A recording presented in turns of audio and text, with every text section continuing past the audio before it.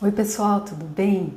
16º dia então do nosso desafio de 21 dias pensando próspero, tendo pensamentos positivos, sendo o guardião da nossa mente, estando como os observadores conscientes, que só observa o pensamento positivo passar, a negatividade passar e deixa o espaço ali confortável da nossa mente para o pensamento próspero chegar e morar, ficar confortavelmente ali.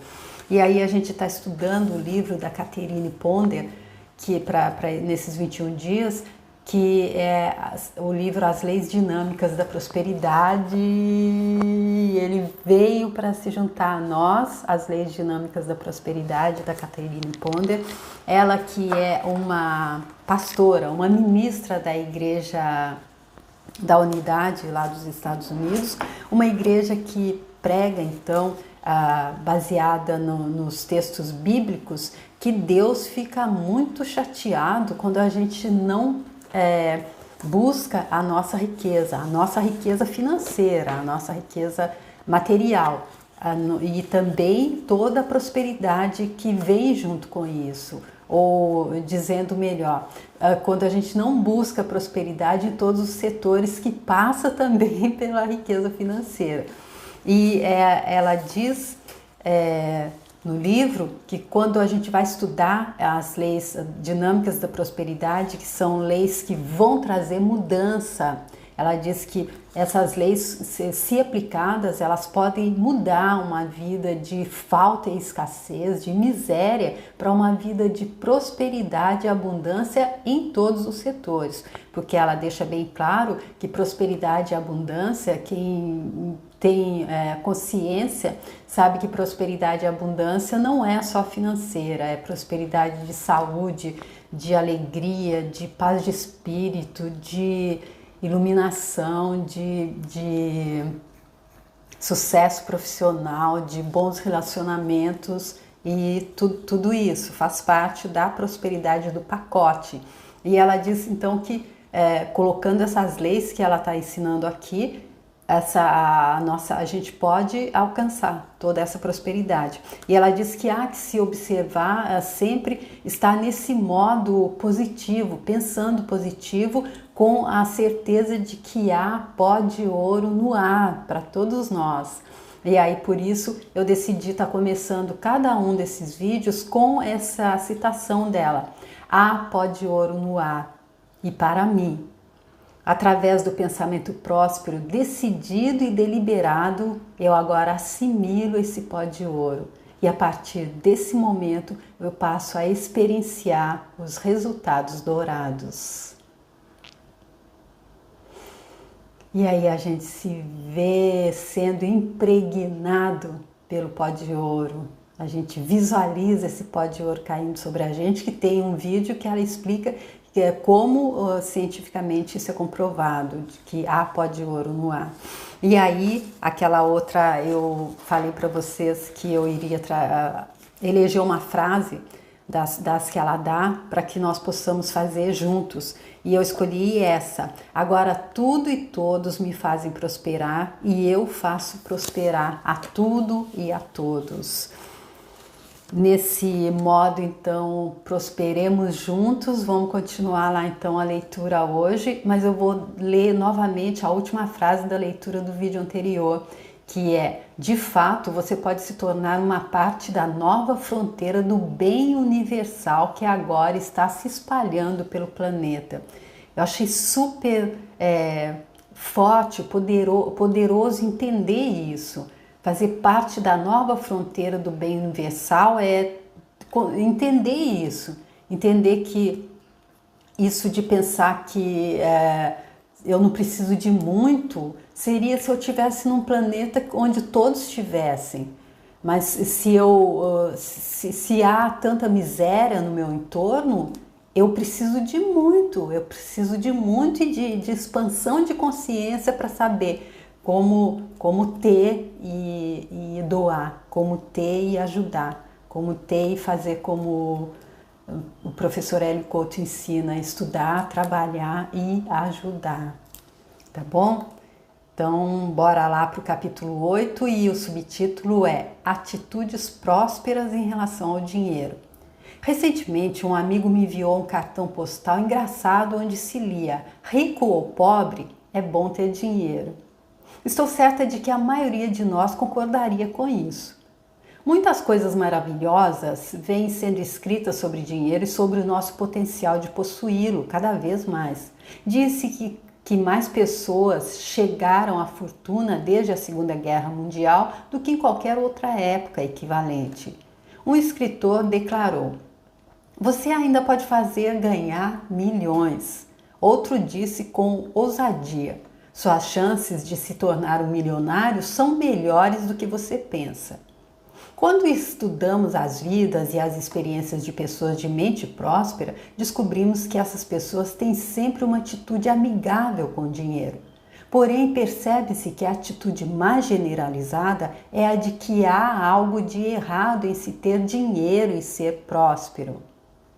Certa vez, fui palestrante convidada em um almoço em um clube. Um executivo de um hospital estava recebendo um cheque para ajudar a mobiliar uma nova ala do hospital. Em resposta ao oferecimento do cheque, esse executivo declarou: não é o dinheiro que é tão importante, é o amor dos membros do clube e o interesse por esta nova ala do hospital que realmente conta. De algum modo, fiquei imaginando de várias outras pessoas ali. De algum modo, fiquei imaginando se ele percebeu o que estava dizendo, porque minha primeira reação, e suspeito a reação silenciosa de várias outras pessoas ali, foi: se o dinheiro não é importante, por que esse homem está aqui? Ele é um executivo muito bom e ocupado, e eu imagino se ele teria vindo aqui almoçar com essas senhoras se elas simplesmente tivessem dito que estavam impressionadas com o programa de expansão do hospital. Com certeza esse homem estava pensando como muitos outros que desde criança são ensinados erroneamente a não gostarem de dinheiro. Se você ouvir com atenção as conversas das pessoas à sua volta, descobrirá que essa é uma atitude generalizada. As pessoas costumam rebaixar a importância do dinheiro, mas logo em seguida admitem que estão dando duro para consegui-lo. Elas não percebem a contracorrente que estão fazendo em seus pensamentos, o que por sua vez anula a maioria dos seus próprios esforços. Por meio desse pensamento contraditório sobre o dinheiro, estão trabalhando em objetivos também contrários e, com isso, experimentarão um resultado igualmente insatisfatório. Então, aquela coisa, né, que a gente tem medo de dizer que gosta de dinheiro. Porque a gente é mercenário e também porque a gente não vai agradar a Deus desse jeito, né? E ainda bem, eu acho super interessante que seja uma pastora, uma pessoa, uma líder religiosa que esteja trazendo isso, essas leis da prosperidade, dizendo que é bom ser próspero, que isso agrada a Deus e baseando isso em passagens bíblicas. E o interessante é que a gente diminui, como ela diz mesmo, o dinheiro. Dinheiro não traz felicidade. Mas e se ele manda buscar? Não dá no mesmo? O dinheiro é divino. Nunca me esquecerei da primeira vez que palestrei como ministra sobre a importância do dinheiro para uma vida bem-sucedida. Quando declarei que o dinheiro era maravilhoso porque era a mais pura substância divina, que o dinheiro é bom quando usado de forma correta, uma senhora sentada na fileira da frente engasgou e quase caiu da cadeira. Quando eu disse: o dinheiro é divino porque o dinheiro é a expressão divina sendo manifestada, então ela quase desmaiou. Essa senhora tinha ido à palestra porque estava interessada em ter mais prosperidade na vida, mas quando eu mencionei o dinheiro como uma forma legítima de prosperidade, isso a chocou profundamente. Depois da palestra, um dos membros da igreja me encurralou num canto e disse: você não acha que soou um pouco forte demais o que você disse sobre dinheiro, que ele é bom porque simboliza a substância divina? Eu me vi respondendo: espero que tenha sido bastante enfática. Certamente foi o que eu quis dizer. O membro do conselho então disse: sim, mas você chocou tanto a senhora da fileira da frente que ela talvez nunca mais volte. E a minha resposta foi: se eu a choquei, sem dúvida era porque ela precisava que algumas das ideias antiquadas dela sobre o dinheiro fossem chacoalhadas do pensamento dela, como todos nós também precisamos. Então eu disse que o propósito de ensinar os princípios espirituais e mentais da prosperidade era ajudar as pessoas a aprenderem a verdade sobre o bem divino. Ele é nossa herança espiritual divina, para que nos libertemos do fracasso, da pobreza e de todos os outros pecados de limitação. Percebi que às vezes esse processo era assim chocante. Na palestra seguinte, a senhora estava de volta, sentada na fileira da frente. A única diferença é que eu pude detectar na atitude dela que ela puxou a cadeira um pouco mais para frente, esperando com alegria por mais verdades chocantes sobre a prosperidade.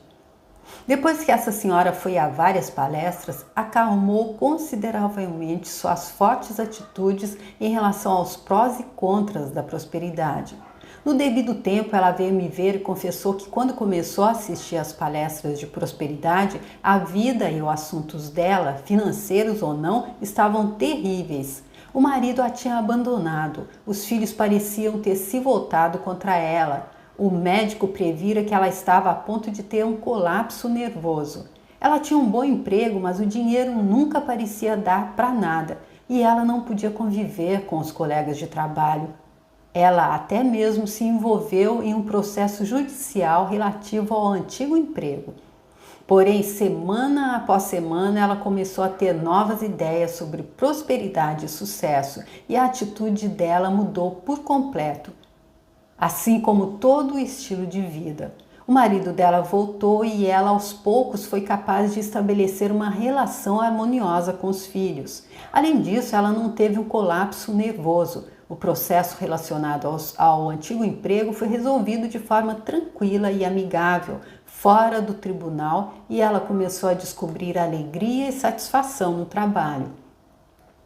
Na verdade, em pouco tempo, ela parecia outra pessoa e tudo começou na noite em que ela ousou mudar o pensamento dela sobre dinheiro. Não é bem legal isso que ela tá passando, né? Porque uma crença, uma crença dessa, ela toma conta da vida toda, ela faz com que a falta, ela se manifeste em todos os setores da vida, não é? Aí é o contrário, porque quando a gente fala em prosperidade é em todos os setores da vida, e quando a gente acredita que dinheiro não é bom, que a gente não agrada a Deus querendo ter dinheiro, isso também pega todos os setores da vida. E é interessante também no livro que a Catherine Ponder, a autora, ela fez aquela passagem em que Jesus Cristo diz à pessoa que perguntou o que ele deveria fazer para poder segui-lo, que ele deveria vender todos os bens dele. E ele explicou isso, que nesse caso é porque a pessoa estava se deixando dominar pelos bens. Então há que se entender que dinheiro é divino quando a gente entende como é que ele deve ser usado. A gente não deve ser escravo do dinheiro. Ou seja, a gente não deve querer ter tudo só para a gente. Acredito que foi isso que Jesus Cristo quis ensinar quando ele disse isso para aquela pessoa. A maioria das pessoas é sensível a respeito da capacidade de ganhar dinheiro. Na maioria das vezes, essa capacidade aumentará se as atitudes em relação ao dinheiro forem positivas e amigáveis. Existem citações do falecido Mike Todd dizendo: "Eu nunca fui pobre, só estive sem dinheiro." Ser pobre é uma atitude. Estar sem dinheiro é uma situação temporária. Vamos lá ver o que é que a gente está nesse momento. A gente está sem dinheiro ou a gente é pobre? As boas notícias sobre dinheiro. Muitos parecem confusos sobre a atitude espiritual correta em relação ao dinheiro por causa de algumas coisas que o apóstolo Paulo escreveu sobre o tema. Talvez uma das passagens bíblicas mais mal compreendidas sobre dinheiro esteja no aviso dele a Timóteo, porque o amor ao dinheiro é a raiz de toda espécie de males, e nessa cobiça alguns se desviaram da fé e se traspassaram a si mesmo com muitas dores. Entretanto, um estudo mais atento dessa passagem revela por que Paulo falou como falou. Paulo tinha posto Timóteo como responsável pelo trabalho dos primeiros cristãos em Éfeso, na Ásia Menor, centro de conhecimento e comércio, famosa por seu exemplo construída para a veneração de uma deusa, Diana. Em outras palavras, na época em que Paulo escreveu a primeira epístola a Timóteo, a cidade de Éfeso era local de veneração e idolatria pagãs, uma cidade de crenças religiosas politeístas e supersticiosas, uma cidade de materialismo generalizado, que não punha nenhuma ênfase em Deus como a fonte de provisão dela. Portanto, é fácil compreender porque Paulo escreveu a Timóteo prevenindo-o sobre a perspectiva materialista daquelas pessoas. No entanto, Paulo também instruiu Timóteo na mesma carta a pregar da seguinte maneira: manda aos ricos deste mundo que não sejam altivos, nem ponham a esperança na incerteza das riquezas, mas em Deus, que abundantemente nos dá todas as coisas para dela gozarmos. Em linguagem moderna, Paulo estava lembrando que Deus é a fonte da provisão do homem e aconselhando Timóteo a instruir os ricos, dentre os seguidores dele, sobre o segredo da prosperidade eterna. Os governantes norte-americanos conheciam essa grande verdade, pois em nossas moedas encontramos esse lema: confiamos em Deus. Essa é uma bela oração de prosperidade. Então vamos direto ao ponto. Não há nada de errado com o dinheiro, nem em desejar tê-lo. O dinheiro é um meio de troca dado por Deus e não há nada de mal nele. No momento em que liberarmos as falsas ideias ensinadas a nós anos atrás de que dinheiro é ruim, ele circulará em nossas questões financeiras muito mais fácil e satisfatoriamente.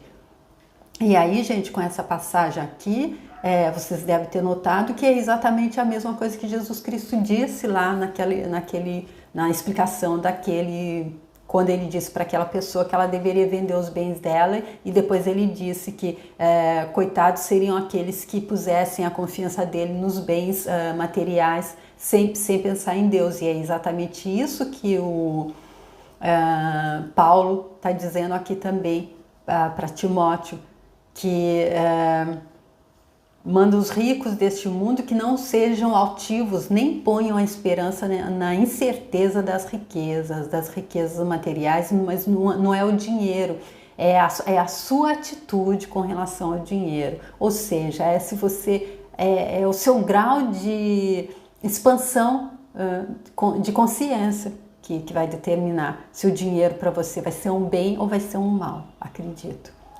Apreciar o dinheiro pode fazê-lo prosperar. Uma senhora me disse que desde que começou a se libertar da noção de que o dinheiro é mau, ela começou a ganhar cada vez mais dinheiro e a usá-lo melhor.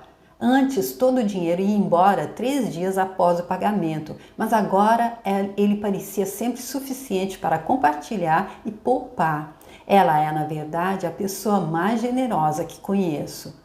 Outra declarou: uma das coisas que eu aprendi é a parar de dizer, é apenas dinheiro. Então ela prosseguiu, dizendo que desde que ela começou a apreciar o dinheiro em vez de depreciá-lo, conseguiu um novo emprego maravilhoso, com um salário muito maior. Agora está usufruindo de ambos, do novo trabalho e do novo salário. Talvez você esteja imaginando por que é importante cultivar uma atitude sinceramente favorável com relação ao dinheiro, a fim de atrair situações financeiras mais felizes.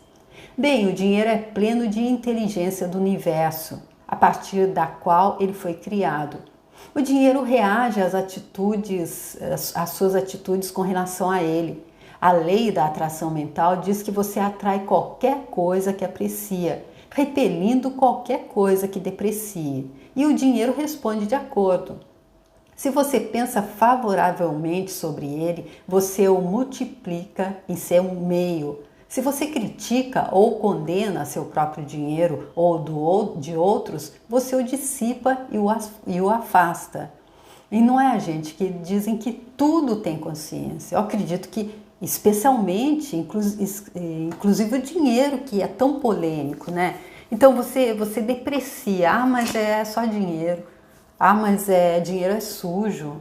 Então, se você deprecia o dinheiro, ele também não vai gostar de estar com você, não é? Acredito que é isso mais ou menos que ela está dizendo aqui.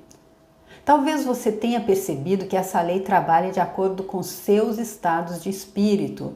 Perceba quanto mais você é capaz de comprar com seu dinheiro quando está de bom humor. Se você compra com pressa ou de mau humor, ou em contrapartida, tudo parece sair errado, diminuindo assim o poder de compra do seu dinheiro. Assim como suas ideias criam seu mundo, seus pensamentos sobre o dinheiro devem ser de apreciação, para que ele o aprecie em retribuição e seja então atraído para você. Ao falar a centenas de pessoas sobre questões financeiras, descobri que quando elas não têm dinheiro bastante para suprir as demandas da vida, em geral, é porque têm ridicularizado e condenado o dinheiro, o seu próprio ou de outras pessoas. Certa ocasião, conversei com um homem que parecia totalmente arruinado em todos os sentidos. Ele não gozava de boa saúde, estava desempregado e extremamente solitário e infeliz. Enquanto conversava com ele, tentei descobrir qual atitude mental tinha trazido tais circunstâncias tão dramáticas para a vida dele. Ele me disse quanto a vida tinha sido dura com ele e como pessoas, situações e eventos complicados tinham aparecido ao longo do caminho dele. Conforme a conversa progredia, ele começou a falar sobre os políticos em Washington e sobre o modo terrível como eles gastavam o dinheiro dos impostos. Da forma mais gentil que eu conhecia, sugeri que ele tentasse trabalhar as atitudes dele em relação às pessoas em geral e particularmente em relação aos políticos de Washington. Ele deveria fazer isso se quisesse que a saúde, a prosperidade e a felicidade viessem até ele. Depois de me destinar um olhar penetrante, dando a entender que duvidava da minha sanidade, enfim ele concordou em tentar a abordagem do pensamento próspero. Meses depois, quando esse homem retornou, teve de me lembrar quem ele era, porque a aparência tinha melhorado muito. Ele então descreveu radiante aquela tarde fria de inverno, quando saiu da palestra e fez o caminho de volta para casa a pé, pois não tinha dinheiro para pagar a passagem do ônibus. Quando chegou em casa, descobriu que ao absorver alguma das ideias que tínhamos conversado, toda a dor tinha deixado o corpo dele. Naquela noite, ele dormiu tranquilamente pela primeira vez em meses. Conforme ele começou a usar o pensamento próspero todos os dias, coisas maravilhosas começaram a acontecer. Ele reconquistou a saúde e logo um novo campo de trabalho se abriu para ele. Na pensão em que estava hospedado, ele conheceu uma senhora que também estava com problemas de saúde e financeiros. Ele então transmitiu a ela algumas ideias sobre o pensamento próspero, que tinha significado muito para ele. Toda a atitude dele em relação à vida mudou. Quando ambos começaram a apreciar as coisas, em lugar de depreciá-las no devido tempo, a apreciação envolveu um ao outro. Em sua segunda visita, esse homem disse que agora queria se casar com aquela bela senhora. Ele a levou para me conhecer. Estava tão radiante quanto qualquer noiva com metade da idade dela. Esse homem, por toda a vida, tinha zombado do dinheiro, das questões financeiras e das pessoas que eram ricas. Agora percebia quanta destruição ele tinha causado em sua própria vida como resultado disso. Tinha aprendido que quando nós não temos o suficiente para as necessidades da vida, muitas vezes é por causa da nossa depreciação do dinheiro, seja o nosso ou de outras pessoas. Mais uma vez aí, então, ela bate nessa tecla. há que se ter consideração pelo dinheiro, há que se entender que o dinheiro, como tudo que está nesse planeta, tudo que está nesse universo, é criação divina. E se Deus é do bem, como alguma coisa que Ele criou poderia ser do mal? Não é? É só entender também que onde há luz e trevas em competição, a treva está sempre ali tentando pegar o lugar da luz. E fazer as pessoas pensarem que ter dinheiro é ruim, é do mal, é uma forma de poder manipular, como ela já disse, manipulação, porque se a gente não gosta de dinheiro, a gente quer dinheiro, mas não gosta de dinheiro, então desse jeito ele não vem pra gente, por mais que a gente trabalhe. Então a gente vai ter que passar a vida inteira trabalhando só para comer, só para as necessidades básicas, e a gente não tem tempo de entender, de estudar, de parar para pensar em coisas tão óbvias. Se o dinheiro está aí, e se há tanta gente que tem dinheiro, que faz tanto bem, se no mundo material o dinheiro é de vital importância, como ele pode ser do mal? Como é possível que ele seja do mal? Então, se ele não é do mal, por que não tê-lo? Basta apenas saber que atitude nós vamos ter com o dinheiro. Qual é o nível de consciência que a gente tem sobre ser uma pessoa rica, sobre ter dinheiro, sobre ter prosperidade em todos os setores. As pessoas, essa é a regra de ouro da prosperidade. As pessoas às vezes chamam para si dificuldades financeiras quando declaram que são prósperas e abençoadas, mas que o senhor fulano e o senhor ciclano não têm um centavo. Pessoas assim discutem longa e triunfantemente sobre as dificuldades dos outros. Se você pensa em si mesmo como próspero, mas nas outras pessoas como carentes, está convidando o mesmo a acontecer em sua vida, segundo a lei de ação e reação. A regra de ouro do pensamento próspero é: você não deve pensar nada em termos financeiros que não queira experimentar para si mesmo. Um exemplo incomum dessa verdade foi demonstrado em um caso no tribunal em que dois sócios, uma mulher e um homem, estavam desmanchando a parceria. A mulher insistia em dizer que tinha que ficar com tudo, que a corte e o juiz iriam favorecê-la. Ela declarou que o sócio ficaria sem nada. O outro sócio, porém, era um indivíduo positivo, justo e fiel, e pôs a questão nas mãos do Altíssimo, afirmando que as leis divinas do amor, da justiça e da equidade perfeita iriam se manifestar para o mais alto bem de todos os envolvidos. A sócia acusadora chegou ao ponto de pedir ao advogado para examinar todas as propriedades e bens financeiros do sócio dela, convencida de que a corte deveria lhe dar tudo.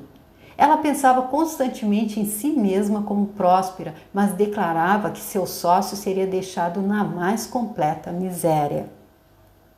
Entretanto, quando o juiz ouviu os fatos no tribunal, decidiu que a acusadora só tinha direito a uma pequena parte da propriedade.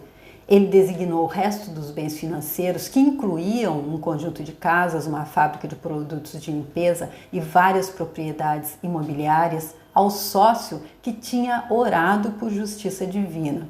Portanto, essa mulher comprovou que quando se pensa em si mesmo como próspero, mas pensa nos outros experimentando a falta ou a limitação, acaba se convidando a mesma coisa para acontecer com você. Nada mais do que a forma como eu penso. Não pensar e não desejar para ninguém aquilo que a gente não quer para a gente, não é? Acredito que está tudo resumido aí. Eu acredito que aí é voltar lá no que Jesus Cristo veio nos ensinar. Amor incondicional, amai-vos uns aos outros como eu vos amei. Como que Ele nos amou? Ele nos amou morrendo, literalmente, na cruz, de forma cruel por nós. Não para pagar nossos pecados, isso não existe. Mas sim para nos mostrar que nós somos filhos do mesmo Pai, nós somos todos uma família, nós somos irmãos. Então, como é que a gente pode desejar para o outro o mal e querer para a gente o bem? Se não for se a lei, como ela está dizendo, da atração, desejou para o outro o mal, você vai ter o mal para você também. Pelo menos é dessa forma que eu entendo, tá bom? Então eu acredito que eu vou ficar por aqui nessa parte aqui. Deixa eu ver, ainda tem mais quanto? Tem muita coisa aqui. Eu vou fazer mais um subitem então, tá bom? Dessa parte. E a gente termina esse, porque não vai dar para fazer tudo. Não vai dar para fazer tudo nesse vídeo, tá? Então, fazer mais um subitem. Como fazer com que o dinheiro seja seu servo? Invejar o dinheiro alheio indica uma crença na falta de provisão suficiente para todos. Lembre-se de que você sempre experimentará aquilo a que mais dedica seu pensamento. Quando ouve falar da boa fortuna de outras pessoas, de uma rica herança ou de ricos pertences, você deve fazê-lo com imensa alegria e satisfação. A manifestação de riquezas de outras pessoas não é nada além da prova da generosidade de um Pai divino, amoroso, disponível para toda a humanidade. Você deve se regozijar a cada rica evidência disso. O dinheiro é tão carregado de divina inteligência que parece sintonizar o que você diz ou pensa a respeito dele, respondendo de acordo com seus pensamentos. Uma amiga sempre me contava sobre como a atitude apreciativa em relação ao dinheiro a tinha auxiliado a colocar na mesa durante os anos da depressão, a colocar comida na mesa durante os anos da depressão americana. Seu jovem filho parecia saber como tirar o melhor proveito do dinheiro da família na mercearia. Quando havia poucos recursos, ela o mandava fazer compras com a substância que tinha à mão. Ele costumava voltar para casa com muito mais do que qualquer um da família poderia ter comprado com a mesma quantia. Talvez fosse porque qualquer quantia parecia trabalhar dia e noite para ele. Por meio de atitudes positivas e apreciativas em relação ao dinheiro, você pode torná-lo seu servo em vez de tornar-se você escravo dele. É preciso, portanto, dominar o dinheiro sem se deixar ser escravizado por ele. Você foi colocado neste universo para alcançar a maestria e o domínio da substância divina em todas as formas, como indicado no primeiro capítulo do Gênesis. Cultive o hábito de apreciar o dinheiro e não invente desculpas à toa para não fazê-lo. Se você racionaliza e deprecia o dinheiro, ele parece perceber isso, sendo então repelido por sua depreciação. Nunca esquecerei a primeira vez que fiz essa declaração em uma palestra. Apreciem o dinheiro como rica substância de Deus e não inventem desculpas, pois com essa atitude todo o dinheiro será repelido de vocês. Na plateia viu uma senhora carregando uma grande bolsa. De repente a bolsa voou, se abriu e o dinheiro se esparramou no chão, fazendo muito barulho. Todos nós rimos muito enquanto as pessoas a ajudavam a recolher o dinheiro.